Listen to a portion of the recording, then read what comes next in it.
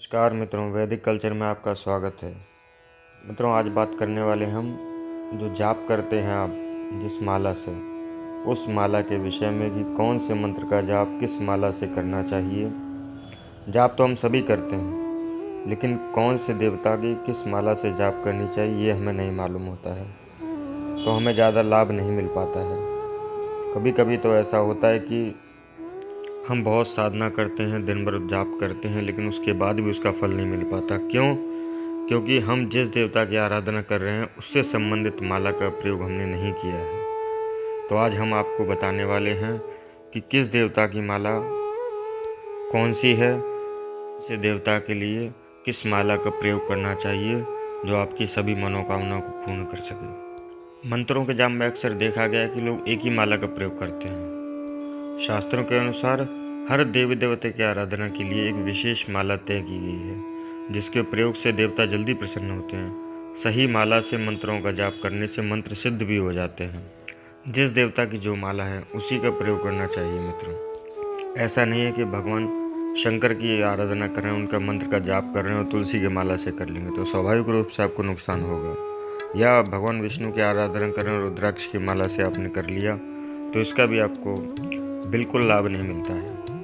तो जिस देवता के माला का विधान बताया गया है शास्त्रों में, उसी माला से उस देवता की आराधना करने से वो देवता जल्दी प्रसन्न होते हैं। तो आज हम आपको बताने वाले हैं रुद्राक्ष से लेके और तुलसी माला तक के विषय में पूरी जानकारी। किस देवता के लिए कौन सी माला का प्रयोग करना चाहिए। हमारे शास्त्रों में किसी भी देवी देवता को प्रसन्न करने के लिए जाप का विधान बताया गया है, और सही जाप और सही माला का प्रयोग यदि आप करते हैं और सही मंत्र का प्रयोग जो आप करते हैं तो निश्चित रूप से आपको अपने कार्य में, अपनी मनोकामना में सफलता मिलना तय है।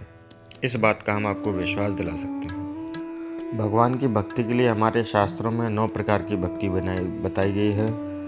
श्रवणम कीर्तनम विष्णु स्मरणम पाद सेवनम अर्चनम वंदनम दास्यम सख्यात्म निवेदनम। श्रवण करना, भगवान की कथाओं का श्रवण करना, कीर्तन करना, भगवान की नाम का कीर्तन करना, गान करना, विष्णु भगवान की चरण सेवा करना, स्मरण पाद सेवन, भगवान का स्मरण करना, भगवान की चरण सेवा करना, अर्चनम वंदनम दास्यम, भगवान की अर्चना पूजा करना, और सख्यात्म निवेदनम, भगवान के मंत्रों का जाप करना, भगवान का ध्यान करना।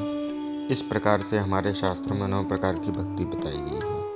लेकिन इस समय सबसे उपयुक्त जो आपके लिए भक्ति का मार्ग है वो है भगवान नाम जाप। युग में भगवान के नाम के जाप से ही भगवान प्रसन्न हो जाते हैं। सतयुग में भगवान यज्ञ करने से प्रसन्न होते थे। त्रेता द्वापर हर युग का अलग अलग विधान होता है। कलयुग केवल नाम आधारा। कलयुग में भगवान के नाम से ही और नाम का स्मरण करने से ही आपको मोक्ष और मुक्ति मिल जाती है। इसमें सबसे उत्तम विधान बताया गया है भगवान के मंत्र का जाप करना।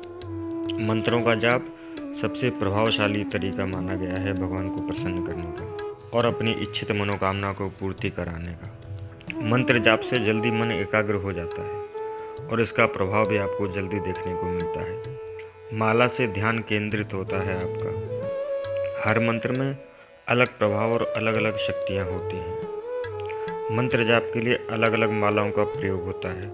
ऐसा करने से अलग अलग मंत्रों की शक्ति का पूरा लाभ आपको मिलता है। मंत्र जाप में संख्या का भी विशेष महत्व है। हर देवता के मंत्र की जाप की अलग अलग संख्या है। मंत्रों की संख्या को गिनने के लिए भी माला का प्रयोग हो जाता है। माला में जो लगे हुए दाने होते हैं उनको मनका कहते हैं। आमतौर पर माला में 108 मनके होते हैं और कोई माला में 27 और किसी माला में 54 मनके भी होते हैं। मित्रों, माला के प्रयोग में आपको कुछ सावधानी भी बरतनी चाहिए जो आपको बहुत आवश्यक है।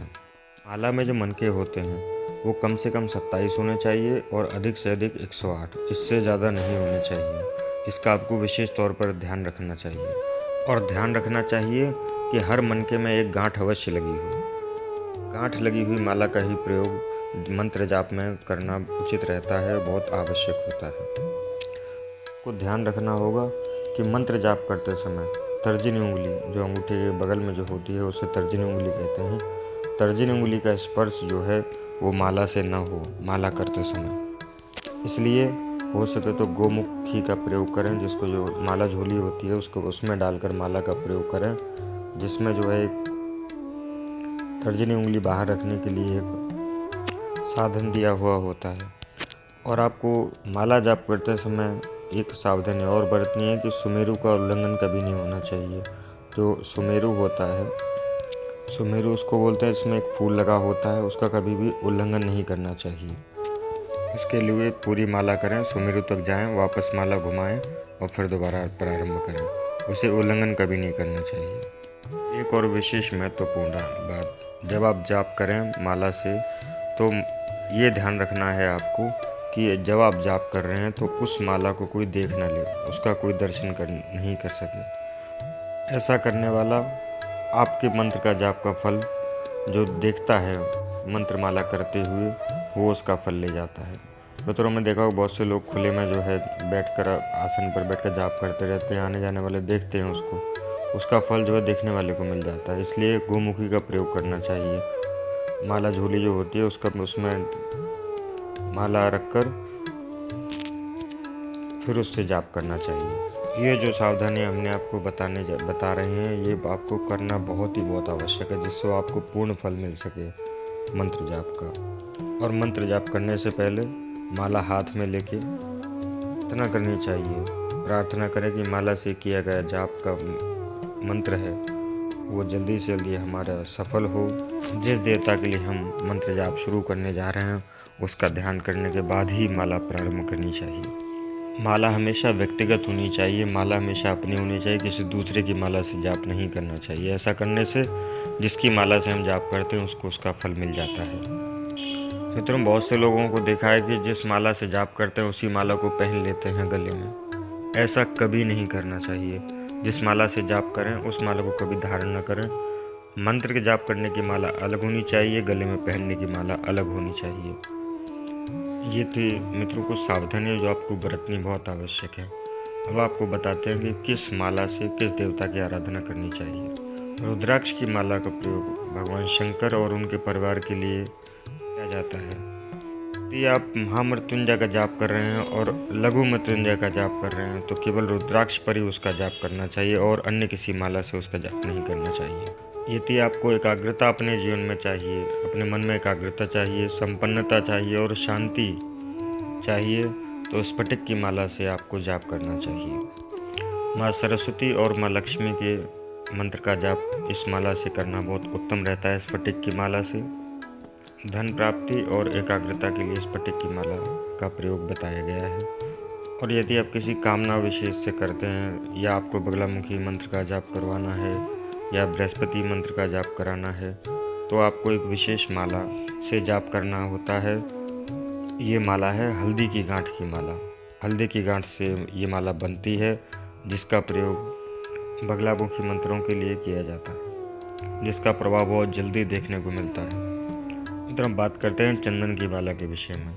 चंदन की माला दो प्रकार की होती हैं, एक लाल चंदन और एक सफ़ेद चंदन। किसी भी देवी के मंत्रों का जाप यदि आपको करना है तो लाल चंदन की माला से करना विशेष फलदायी होता है। यदि आप भगवान विष्णु, भगवान कृष्ण के किन्हीं मंत्रों का जाप करना चाहते हैं तो सफ़ेद चंदन की माला से करना उत्तम फलदायी होता है। बात करेंगे तुलसी की माला का प्रयोग कैसे किया जाता है। तो वैष्णव परंपरा में इस माला का सर्वाधिक महत्व माना गया है। भगवान विष्णु और उनके अनेक अवतारों के मंत्र का जाप इस माला से किया जाता है। ये माला धारण करने पर भी वैष्णव परंपरा का पालन करना जरूरी होता है। जो लोग तुलसी की माला धारण करते हैं उसका बहुत विधान बताया गया है। कभी अगली वीडियो में चर्चा करेंगे कि तुलसी की माला का महत्व क्या है, जाप का और धारण करने का। बस एक बात आपको ख्याल रखना है कि तुलसी की माला से कभी भी भगवान शिव, भगवान शंकर या उनके परिवार के किसी